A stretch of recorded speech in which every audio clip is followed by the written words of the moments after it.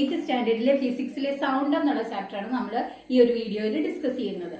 Sound എന്താണെന്ന് നമുക്കറിയാം. നമ്മൾ ഡെയിലി ലൈഫിൽ ഒരുപാട് തരത്തിലുള്ള ശബ്ദങ്ങൾ കേൾക്കാറുണ്ട്. നമ്മുടെ കാതിന് ഇമ്പമുള്ളതും നമുക്ക് അരോചകമായിട്ടുള്ള ശബ്ദങ്ങളും നമ്മൾ കേൾക്കാറുണ്ട്. സൗണ്ട് എന്താണ്? Sound is A form of energy. Sound ഒരു ഊർജത്തിന്റെ ഒരു രൂപമാണ്. അത് നമ്മളെ എന്തിനു സഹായിക്കുന്നു? കേൾക്കാൻ സഹായിക്കുന്നു. അതായത് കേൾക്കാൻ സഹായിക്കുന്ന ഒരു ഊർജ രൂപമാണ് sound. Sound is a form of energy which gives us the sensation of hearing. ഇനി നമ്മൾ പറഞ്ഞു sound is A form of energy which gives us the sensation of hearing എന്ന് പറഞ്ഞു. കേൾവി സാധ്യമാക്കുന്ന ഒരു ഊർജ രൂപമാണ് സൗണ്ട് എന്ന് പറഞ്ഞു. ഇപ്പൊ ഞാൻ പറയുന്ന ശബ്ദം നിങ്ങൾ കേൾക്കണമെങ്കിൽ ഇവിടെ എന്ത് വേണം? ഞാനെന്ന് പറയുന്ന ഒരു സോഴ്സ് ഓഫ് സൗണ്ട് വേണം, അല്ലെ? ശബ്ദത്തിന്റെ ഒരു സ്രോതസ് വേണം. അപ്പൊ ശബ്ദത്തിന്റെ സ്രോതസ് എന്താണ്? സോഴ്സ് ഓഫ് സൗണ്ട് എന്താണ്? An object which produce sound is known as the source of sound. ഇവിടെ എന്റെ ശബ്ദമാണ്, ഞാനാണ് സോഴ്സ് ഓഫ് സൗണ്ട്. അപ്പൊ ഞാൻ പുറപ്പെടുവിക്കുന്ന ശബ്ദം, എന്റെ സംസാരം നിങ്ങൾ റിസീവ് ചെയ്യണം. നിങ്ങളുടെ കാതാണ് അവിടെ റിസീവർ. അപ്പൊ ഏതൊക്കെ കാര്യങ്ങളാണ് ഹിയറിംഗ് ഉള്ള ഒരു പ്രോസസ്സിൽ വേണ്ടത്? ഏതൊക്കെ ഫാക്ടേഴ്സ് ആണ്?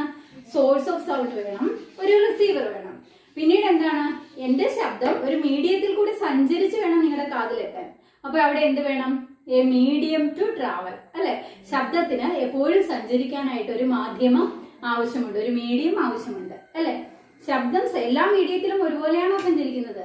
അല്ല. ശബ്ദത്തിന് ഓരോ മീഡിയത്തിലും, ഇപ്പൊ ജലത്തിൽ സഞ്ചരിക്കുന്ന ഒരു സ്പീഡ് ആയിരിക്കില്ല വായുവില്. വായുവിൽ ശബ്ദത്തിന്റെ സ്പീഡ് എത്രയാണെന്ന് അറിയാമോ? 343 മീറ്റർ പെർ സെക്കൻഡ് ആണ് വായുവിൽ ശബ്ദം സഞ്ചരിക്കുന്ന ആ ഒരു സ്പീഡ്. അപ്പൊ നമ്മൾ എന്തൊക്കെയാണ് പറയുന്നത്? ശബ്ദം, ഹിയറിംഗ് എന്ന് പറയുന്ന പ്രോസസ്സ് നടക്കണമെങ്കിൽ അവിടെ എന്തൊക്കെ വേണം? ഒന്നാമത് സോഴ്സ് ഓഫ് സൗണ്ട്,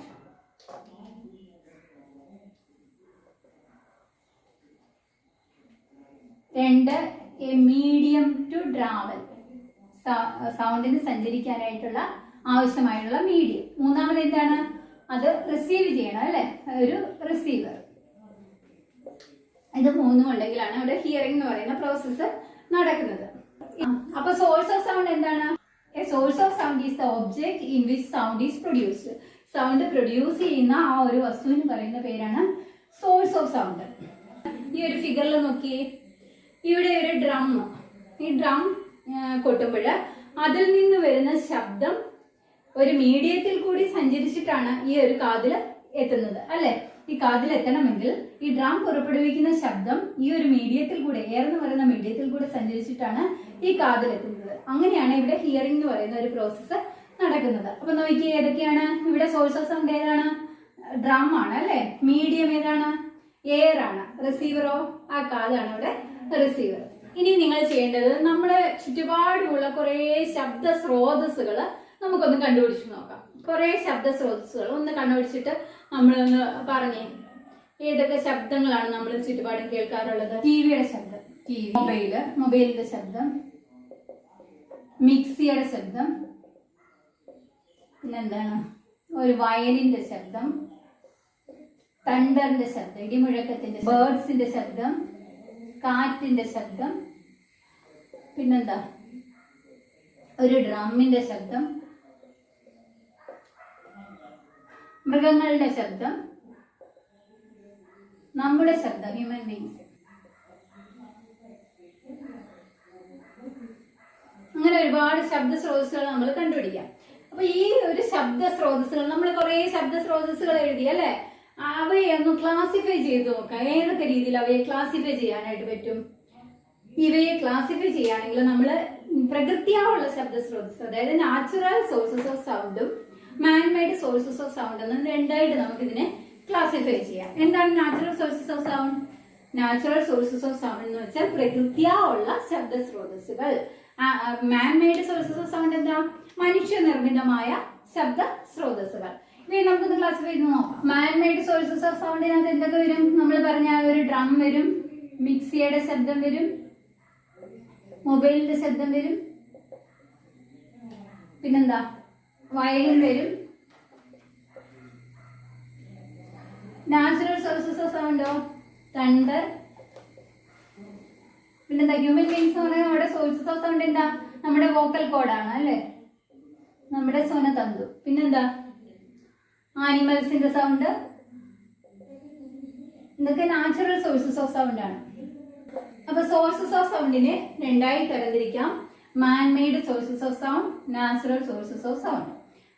അതിന് നമ്മൾ എക്സാമ്പിളും കണ്ടുപിടിച്ചു. അപ്പൊ നിങ്ങൾ ഇനി ചെയ്യേണ്ട ഒരു ആക്ടിവിറ്റി ഉണ്ട്. നമ്മുടെ ചുറ്റുപാട് ഒബ്സർവ് ചെയ്തിട്ട് ഈ ഒരു പട്ടിക ഒന്ന് വിപുലീകരിക്കുക. അത് കൂടുതൽ സോഴ്സസ് ഓഫ് സൗണ്ട് കണ്ടുപിടിച്ചിട്ട് അത് ഏതൊക്കെയാണെന്ന് ഒന്ന് തരംതിരിച്ച് നോക്കണം കേട്ടോ. ഇനി നമുക്ക് വസ്തുക്കൾ എങ്ങനെയാണ് ശബ്ദം പുറപ്പെടുവിക്കുന്നത് എന്ന് നോക്കാം. ഇത് ഈ ഫിഗർ നോക്കിയേ. ഇതൊരു വയലിന്റെ ഫിഗറാണ് കൊടുത്തിരിക്കുന്നത് അല്ലെ, ഒരു വയലിൻ. ഈ വയലിന്റെ പാർട്സ് നമ്മൾ നോക്കി. ഇത് നോക്കി, ഈ സ്ട്രിങ്ങുകൾ കണ്ടോ? ഈ സ്ട്രിങ്ങില് നമ്മൾ ആ വയലിന്റെ സ്റ്റിക്ക് ഉപയോഗിച്ചിട്ട് തട്ടുമ്പോൾ ആ സ്ട്രിങ്ങിന് വൈബ്രേഷൻ ഉണ്ടാവുന്നു. ആ വൈബ്രേഷന്റെ ഫലമായിട്ടാണ് അവിടെ നല്ലൊരു മ്യൂസിക്കൽ സൗണ്ട് ഉണ്ടാവുന്നത്, ഈ സ്ട്രിങ്ങിന്റെ വൈബ്രേഷൻ മൂലം. ഇനി അടുത്ത കേസിൽ നോക്കി, ഒരു ഡ്രമ്മാണ് കൊടുത്തിരിക്കുന്നത് അല്ലെ. ഈ ഡ്രമ്മിലാണെങ്കിലോ നമ്മൾ ഡ്രമ്മിന്റെ ആ ഒരു മുകളില് ഉള്ള ആ ഡയഫ്രം കണ്ടോ? ആ ഡയഫ്രത്തിൽ തട്ടുമ്പോൾ അതിനും വൈബ്രേഷൻ ഉണ്ടാവുന്നു. അവിടെയും ആ വൈബ്രേഷൻ മൂലമാണ് സൗണ്ട് പ്രൊഡ്യൂസ് ചെയ്തത്. അപ്പൊ ഈ രണ്ട് എക്സാമ്പിളിൽ നിന്ന് നമുക്ക് എന്ത് മനസ്സിലാക്കാം? ഒബ്ജക്ട്സിന്റെ വൈബ്രേഷൻ മൂലമാണ് സൗണ്ട് പ്രൊഡ്യൂസ് ചെയ്യുന്നതെന്ന് നമുക്ക് മനസ്സിലാക്കാം. അപ്പോൾ ഏതൊരു വസ്തുവാണെങ്കിലും ഇപ്പൊ നമ്മൾ തന്നെ സംസാരിക്കുമ്പോൾ നമ്മൾ തൊണ്ടയിലൊന്ന് പിടിച്ചു നോക്കിയാൽ നമുക്ക് അറിയാൻ പറ്റും അവിടെ ഒരു വൈബ്രേഷന്റെ ഫലമായിട്ടാണ് അവിടെയും സൗണ്ട് പുറപ്പെടുവിക്കാനായിട്ട് അതിന് സാധിക്കുന്നത്. അപ്പൊ ഏതൊരു കേസ് ആണെങ്കിലും ഒബ്ജക്ട്സ് സൗണ്ട് പ്രൊഡ്യൂസ് ചെയ്യണമെങ്കിൽ അവിടെ ഒരു vibration, two and fro motion ഉണ്ടാവുന്നുണ്ട്. അപ്പൊ ഈ ഒരു സൗണ്ട് പ്രൊഡ്യൂസ് ചെയ്യുമ്പോൾ വൈബ്രേഷൻ മൂലമാണെന്ന് തെളിയിക്കാനായിട്ട് നമുക്കൊരു ആക്ടിവിറ്റി ഒന്ന് ചെയ്യും. നമ്മുടെ ഈ ആക്ടിവിറ്റി ചെയ്യാനായിട്ട് ഞാൻ ഇവിടെ എടുത്തിരിക്കുന്ന ഒരു സ്റ്റീൽ ഗ്ലാസ് ആണ്. ഞാൻ ഈ സ്റ്റീൽ ഗ്ലാസ്സിൽ സ്പൂൺ വെച്ചിട്ട് ചെറുതായിട്ടൊന്ന് തട്ടുന്നു. അപ്പൊ തട്ടിയപ്പോൾ നമ്മളൊരു ശബ്ദം കേട്ടല്ലേ? ആ തട്ടുന്ന അതേ സെക്കൻഡിൽ നമ്മൾ ഈ സ്റ്റീൽ ഗ്ലാസ്സിലൊന്ന് തൊട്ട് നോക്കാമെങ്കിൽ അതിലൊരു വൈബ്രേഷൻ അനുഭവപ്പെട്ടതായിട്ട് നമുക്ക് അനുഭവിച്ചറിയാനായിട്ട് പറ്റും. അതായത് ഞാൻ ഈ ഗ്ലാസ്സിൽ ഈ സ്പൂൺ കൊണ്ട് തട്ടിയപ്പോൾ ഗ്ലാസ്സിന് ഒരു വൈബ്രേഷൻ ഉണ്ടായി. ആ വൈബ്രേഷന്റെ ഫലമായിട്ടാണ് ശബ്ദം നമുക്ക് കേൾക്കാനായിട്ട് സാധിച്ചത്. ഇനി നമുക്ക് ഈ ഉണ്ടായ വൈബ്രേഷൻ, ആ തരംഗം നമുക്ക് നേരിട്ട് ഒന്നുകൂടെ ഒന്ന് കണ്ടറിഞ്ഞാലോ? അതിനായിട്ട് ഞാൻ ഈ ഒരു സ്റ്റീൽ ഗ്ലാസ്സിൽ നിറയെ വെള്ളം എടുത്തിട്ട് ഈ ആക്ടിവിറ്റി റിപ്പീറ്റ് ചെയ്യുകയാണ്. ഇതാണ്ടേ, അതേ സ്റ്റീൽ ഗ്ലാസ്സിൽ ഞാൻ നിറയെ വെള്ളം എടുത്തിട്ടുണ്ട്. ആ വെള്ളം ഇപ്പൊ നിശ്ചലാവസ്ഥയില്ല, നമുക്ക് കാണാം അല്ലേ? വെള്ളം അനങ്ങുന്നില്ലല്ലോ. അപ്പൊ ഞാൻ ഈ സ്പൂൺ കൊണ്ട് ഈ ഗ്ലാസ്സിൽ ചെറുതായി മുമ്പലത്തെ പോലെ ഒന്ന് തട്ടിക്കൊടുക്കുന്നു. അപ്പൊ തട്ടി ആ നിമിഷം, നമ്മൾ ആ ശബ്ദം കേട്ട നിമിഷം ആ വെള്ളത്തിൽ എന്തുണ്ടായി? വെള്ളത്തിൽ ഓളങ്ങളുണ്ടായി അല്ലേ? കണ്ടോ? ആ വെള്ളത്തിൽ ഓളങ്ങളുണ്ടായി. എന്തുകൊണ്ടാണ് അങ്ങനെ ഓളങ്ങൾ ഉണ്ടായത്? ഞാൻ ഈ സ്പൂൺ കൊണ്ട് ഈ ഗ്ലാസ്സിൽ തട്ടിയപ്പോൾ ഈ ഗ്ലാസിന്റെ ആ തട്ടിയ ഭാഗത്ത് ഒരു വൈബ്രേഷൻ ഉണ്ടായി, ഒരു ടു ആൻഡ് ഫ്രോ മോഷൻ ഉണ്ടായി. അപ്പോൾ അതിനോട് ചേർന്നിരിക്കുന്ന തന്മാത്രകൾക്കും അതേ ആ ഒരു ടു ആൻഡ് ഫ്രോ മോഷൻ ഉണ്ടായി. ഈ ഗ്ലാസിനോട് ചേർന്നിരിക്കുന്ന അത് ആ തൊട്ടടുത്ത വെള്ളത്തിന്റെ മോളിക്യൂളിനെ മുൻപോട്ട് തള്ളി. അപ്പൊ ആ two and fro motion repeat ചെയ്ത് ഒരു തരംഗമായിട്ട് എതിർവശം വരെ എത്തി. അതാണ് നമ്മളിവിടെ കണ്ടത്. അപ്പൊ ഈ ഒരു ആക്ടിവിറ്റിയിലൂടെ നമ്മൾ എന്താണ് കണ്ട് മനസ്സിലാക്കിയത്? ഒബ്ജക്ട്സിന്റെ കമ്പനം മൂലമാണ് സൗണ്ട് പുറപ്പെടുവിക്കുന്നത്, സൗണ്ട് പുറത്തു വരുന്നത് എന്ന് മനസ്സിലായി. ഇനിയും നമ്മൾ പറഞ്ഞല്ലോ, ഒരു ഗ്ലാസ് ടംബ്ലറിൽ വെള്ളം എടുത്തിട്ട് ആ ഗ്ലാസ്സിൽ നമ്മളൊന്ന് തട്ടിക്കൊടുക്കുമ്പോൾ ആ ഗ്ലാസ്സിന് കമ്പനം ഉണ്ടായി. അതേപോലെ തന്നെയാണ് എയറിൽ കൂടെയും ഒരു വസ്തുവിന്റെ കമ്പനത്തിന്റെ ഫലമായി ഉണ്ടായ ശബ്ദം എയറിൽ കൂടെ ട്രാൻസ്ഫർ ചെയ്താണ് നമ്മുടെ കാതിലെത്തുന്നത്. അതെങ്ങനെയാണെന്നൊന്ന് വിശദീകരിച്ച് നോക്കിയാലോ? ഇത് നോക്കൂ, ഇതൊരു ശബ്ദ സ്രോതസ്, ഒരു സ്പീക്കറാണ്. അതിൽ നിന്ന് വരുന്ന ശബ്ദം ഇവിടെ ഒരു നമ്മളിരിക്കുക, കാതിൽ വന്ന് കേൾക്കുന്നത് എങ്ങനെയാണെന്ന് നമുക്ക് നോക്കാം. നമ്മൾ ശബ്ദം പുറപ്പെടുവിച്ചു. അപ്പൊ ഇവിടെ എല്ലാം എയർ കോളം ഉണ്ടല്ലോ, മണ്ഡലങ്ങളുണ്ട് അല്ലെ? അപ്പൊ അതിനെ നമ്മൾ പല ലെയറായിട്ട് മനസ്സിലാവാനായിട്ട് പല ലെയറായിട്ടൊന്ന് തിരിച്ചു നോക്കും. 1, 2, 3, 4 അങ്ങനെ നമ്മൾ തിരിച്ചിരിക്കുക. അപ്പൊ എന്താണ് ആദ്യം സംഭവിക്കുന്നത്? ഈ വസ്തു ശബ്ദം പുറപ്പെടുവിക്കുക എന്ന് പറഞ്ഞാൽ എന്താ? ഇതിലൊരു കമ്പനം ഉണ്ടായി അല്ലെ? ആ ഒരു കമ്പനം, ആ ഒരു ഓസിലേഷൻ ഇതിനോട് ചേർന്നിരിക്കുന്ന ആദ്യത്തെ എയർ മോളിക്യൂൾസിനെയും കമ്പനം ചെയ്യുന്നു. ഒരു ടു ആൻഡ് ഫ്രോ മോഷൻ ഇതിനോട് ചേർന്നിരിക്കുന്ന ആ ഒരു എയർ മോളിക്യൂൾസിന് ഉണ്ടാവുന്നു. ടു ആൻഡ് ഫ്രോ മോഷൻ എന്ന് പറഞ്ഞാൽ എന്താ? അങ്ങോട്ടും ഇങ്ങോട്ടും ഉണ്ടാവുന്നുണ്ട് അല്ലെ? ഒരു തരംഗ രൂപത്തിലുള്ള ഒരു ചലനം അതിന് ഉണ്ടാവുന്നുണ്ട്. അപ്പം ആദ്യമുള്ള എയർ മോളിക്യൂൾസിനെ ഇത് അങ്ങോട്ടൊരു തള്ളല് കൊടുക്കുന്നു. അപ്പൊ ഈ ഫസ്റ്റ് ലെയറിൽ ഇരിക്കുന്ന എയർ മോളിക്യൂൾ എന്ത് ചെയ്യുന്നു? സെക്കൻഡ് ലെയറിലുള്ള എയർ മോളിക്യൂൾസിനെ ആ ഒരു തള്ളൽ അതിനും ഉണ്ടാവുന്നു. അങ്ങനെ ട്രാൻസ്ഫർ ചെയ്ത് പോകുന്നു. ആദ്യത്തെ സമയത്ത് ഇതിനുണ്ടായ ആ തള്ളലിനോടൊപ്പം തന്നെ ടു ആൻഡ് ഫ്രോ മോഷനാണ്, പുറകിലോട്ടൊരു ബലവും അനുഭവപ്പെടുന്നുണ്ട്. ടു ആൻഡ് ഫ്രോ മോഷനാണ് ഇവിടെ ഉണ്ടാകുന്നത്, ഒരു ഓസിലേഷൻ ആണ് ഉണ്ടാകുന്നത്. അപ്പൊ ആ എയർ മോളിക്യൂൾ എന്ത് ചെയ്തു? ഇങ്ങോട്ട് അതിനൊരു വലിവ് സംഭവിച്ചു. അതുപോലെ തന്നെ ഓരോ ലെയറിലുമുള്ള എയർ മോളിക്യൂൾസിനും അതുപോലെ തന്നെ ഇങ്ങോട്ടൊരു വലിവ് അനുഭവപ്പെട്ടു. അതായത് ഈ ഒരു തരം ട്രാൻസ്ഫർ ചെയ്ത് ഇവിടെ വരെയും അതേ രീതിയിൽ ആവർത്തിച്ചിട്ട് എന്ത് ചെയ്യുന്നു? തള്ളല് നമ്മുടെ കാതിലുള്ള ആ ഒരു എയർ മോളിക്യൂൾസിനും ഉണ്ടായിട്ട് ആ സെയിം വൈബ്രേഷൻ നമ്മുടെ ഇയർ ഡ്രമ്മിലും ഉണ്ടാവുന്നു. നമ്മുടെ ഇയർ ഡ്രം അത് ബ്രെയിനിലേക്ക് അയച്ചിട്ട് നമുക്ക് ആ ഒരു ശബ്ദം കേൾക്കാനായിട്ട് സാധിക്കുന്നു. ഇങ്ങനെയാണ് ശബ്ദം ഒരു മീഡിയത്തിൽ കൂടെ ട്രാവൽ ചെയ്യുന്നു എന്ന് പറഞ്ഞാൽ എന്താ? ആ ഒരു ശബ്ദ തരംഗങ്ങള് മോളിക്യൂൾസ് വഴി ട്രാൻസ്ഫർ ചെയ്താണ് പോകുന്നത്. മനസ്സിലായല്ലോ? അപ്പൊ നമ്മൾ എന്താണ് പഠിച്ചത്? സൗണ്ട് പ്രൊഡ്യൂസ് ചെയ്യുന്നത് ഒബ്ജക്ട്സിന്റെ കമ്പനം മൂലം, വൈബ്രേഷൻ മൂലമാണെന്ന് നമ്മൾ പറഞ്ഞു. Sound is produced by the vibration of objects. അപ്പൊ വൈബ്രേഷൻ ചെയ്യുന്ന ആ ഒരു ഒബ്ജക്ട്സിന് പറയുന്ന പേരെന്താണ്? Sources of sound. Objects that produce sound are known as sources of sound. അപ്പോൾ എങ്ങനെയാണ് ഒന്നുകൂടെ പറഞ്ഞേ? Sound is produced by the vibration of objects. Objects that produce sound are known as sources of sound. അപ്പൊ എല്ലാ വൈബ്രേഷനും ശബ്ദം പുറപ്പെടുവിക്കുന്നുണ്ടോ? ഉണ്ട് അല്ലെ? എല്ലാ വൈബ്രേഷൻസും ശബ്ദം പുറപ്പെടുവിക്കുന്നുണ്ട്. പക്ഷെ എല്ലാ ശബ്ദവും നമുക്ക് കേൾക്കാൻ സാധിക്കുമോ? ഇല്ല. നമുക്ക് കേൾക്കാൻ സാധിക്കുന്ന ആ ഒരു ശബ്ദത്തിന് ഒരു പരിധിയുണ്ട്. ഒരു പരിധിക്ക് ഇടയ്ക്കുള്ള ശബ്ദം മാത്രമേ നമ്മൾക്ക് കേൾക്കാൻ സാധിക്കുകയുള്ളൂ. അതെന്താണ് നമ്മൾ പിന്നീട് പഠിക്കും. അപ്പൊ എല്ലാ വൈബ്രേഷൻസും ശബ്ദം പുറപ്പെടുവിക്കുന്നുണ്ട്. ഇനി നമുക്കറിയാം, ഇപ്പൊ നമ്മൾ കുറെ സോഴ്സസ് ഓഫ് സൗണ്ടിന്റെ എക്സാമ്പിൾ നമ്മൾ കണ്ടു. ഇനി ഒരു സോഴ്സ് ഓഫ് സൗണ്ട് പുറപ്പെടുവിക്കുന്ന ശബ്ദം എന്ന് പറയുന്നത് sum total of the vibration of various parts related to the source ആണ്. എന്ന് പറഞ്ഞാൽ എന്താണ്?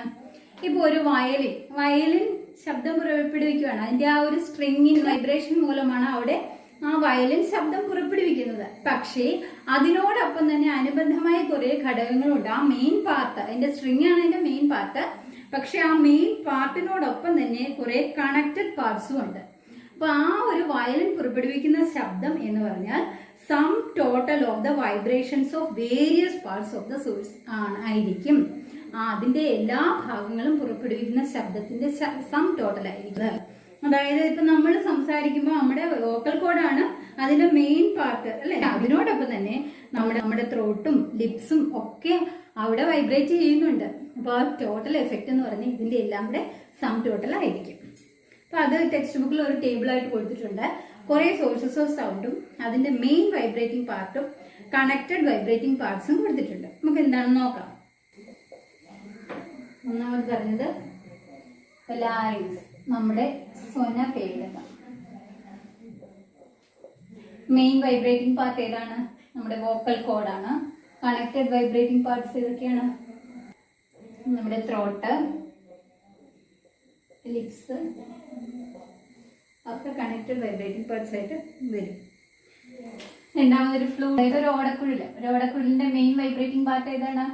എയർ കോളമാണ്. അതിനുള്ളിലുള്ള വായുയൂപമാണ് അല്ലെ? പിന്നെ എന്തൊക്കെയാണ്? ആ വുഡും അതിന് ഈ എയർ കോളത്തോടൊപ്പം തന്നെ ആ ഒരു വുഡ് നമ്മുടെ ലിപ്സും എല്ലാം വൈബ്രേറ്റ് ചെയ്യുന്നുണ്ട് അല്ലെ? അതൊക്കെയാണ് അതിന്റെ കണക്റ്റഡ് വൈബ്രേറ്റിംഗ് പാർട്സ് ആണ്. പിന്നെ എന്താണ് മൂന്നാമത് കൊടുത്തിരിക്കുന്നത്? ചെണ്ട. ഈ ചെണ്ടയുടെ മെയിൻ വൈബ്രേറ്റിംഗ് പാർട്ട് ഏതാണ്? അതിന്റെ ഒരു വലിഞ്ഞു മുറിയിരിക്കുന്ന ആ ഒരു ഡയഫ്രം ആണ് അതിന്റെ മെയിൻ വൈബ്രേറ്റിംഗ് പാർട്സ്. പിന്നെ എന്തൊക്കെയാണ്? ചെണ്ടയുടെ ആണെങ്കിലും അതിന്റെ ആ സൈഡിലെ ആ ഒരു കവറിങ് ഉണ്ടല്ലോ, ആ ഒരു വുഡ് കൊണ്ടുണ്ടാക്കിയേ, അതും പിന്നെ ആ ഒരു ചരട്, അതിന്റെ പുറത്തൊക്കെ ഒരു ചരട് കെട്ടിയിട്ടുണ്ടല്ലോ, അതും എല്ലാം വൈബ്രേറ്റ് ചെയ്യുന്നുണ്ട്. അതോടൊപ്പം തന്നെ എന്താണ്? ഒരു സ്റ്റിക്ക് വെച്ചിട്ടല്ലേ അത് കൊട്ടുന്നത്, ആ സ്റ്റിക്കും ഒക്കെ വൈബ്രേറ്റ് ചെയ്യുന്നുണ്ട്. അത് അതിന്റെ കണക്റ്റഡ് വൈബ്രേറ്റിംഗ് പാർട്സ് ആണ്. വയലിൻ, ഒരു വയലിന്റെ ആണെങ്കിലോ മെയിൻ വൈബ്രേറ്റിംഗ് പാർട്ട് അതിന്റെ സ്ട്രിങ് ആണ്. അതോടൊപ്പം തന്നെ ആ വയലിന്റെ അതിന്റെ ഇടയ്ക്കുള്ള എയർ കോളവും വുഡും അതിന്റെ ആ ഒരു സ്റ്റിക്കും ഒക്കെ വൈബ്രേറ്റ് ചെയ്യുന്നുണ്ട്. അതെല്ലാം അപ്പൊ ഇത്രയും ഭാഗങ്ങൾ മനസ്സിലായല്ലോ. ഈ ഒരു ചാപ്റ്ററിന്റെ ഇൻട്രഡക്ഷനേ ആയിട്ടുള്ളൂ. എല്ലാവരും നന്നായിട്ട് വീഡിയോ ശ്രദ്ധിച്ച് മനസ്സിലാക്കി പഠിക്കുക. നോട്ട്സ് സ്വയം പ്രിപ്പയർ ചെയ്യുക. ബാക്കി അടുത്ത വീഡിയോ.